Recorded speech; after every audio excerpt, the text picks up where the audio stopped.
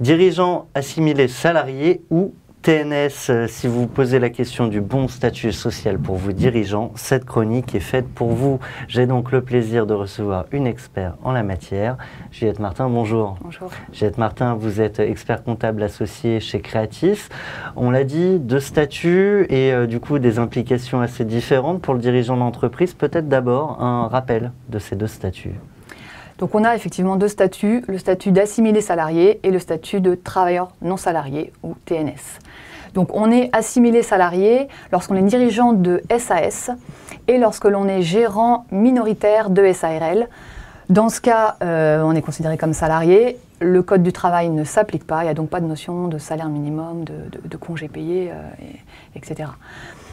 On a un deuxième statut, effectivement, de travailleur non salarié. C'est le cas des gérants majoritaires de SARL, donc qui détiennent au moins 51% des parts de l'entreprise. On a dans un cas comme dans l'autre de nombreuses caisses auxquelles cotiser. Certaines sont obligatoires, d'autres facultatives. Comment on s'y retrouve? Pour faire simple, il y a toujours la protection de base qui est avec la Caisse régionale d'assurance maladie pour l'assimilé salarié et avec le RSI pour les indépendants. On a la deuxième caisse qui est la caisse de retraite, qui est gérée par le RSI pour les TNS. Et à chaque fois, on a des possibilités de retraite, de retraite et de prévoyance de santé complémentaires. Et qui sont donc facultatives. Je suis dirigeant d'entreprise. Je peux vous demander quel statut est le meilleur pour moi? J'imagine que la réponse n'est pas si simple, qu'il y a plein de critères. Alors effectivement, c'est du cas par cas, avec en plus des perspectives avec le nouveau gouvernement de changements importants. Donc ce qu'il faut vraiment retenir, c'est que la protection de base, aujourd'hui, elle est quasiment la même que qu'on soit assimilé salarié ou travailleur non salarié.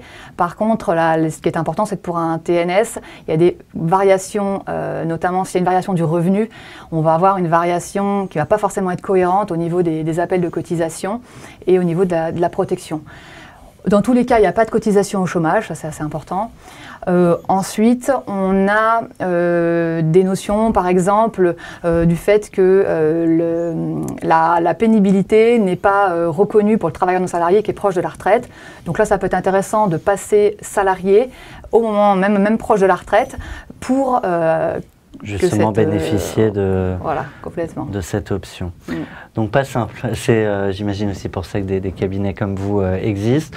Vous l'avez dit, il y aura des nouveautés notamment avec le nouveau gouvernement qui je crois va revoir la question du RSI. Ce sera l'occasion de recevoir notre experte à nouveau. En attendant, je vous donne rendez-vous la semaine prochaine pour une nouvelle chronique expert. Merci à tous.